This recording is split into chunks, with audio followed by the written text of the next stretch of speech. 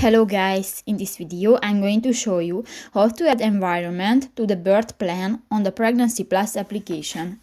But first of all, I just want to mention, please don't forget to subscribe to our channel, because at 100,000 subscribers we are going to show you our YouTube revenue statistics and growth strategy, how to make money online. So let's jump into it. First of all, open the application on your device.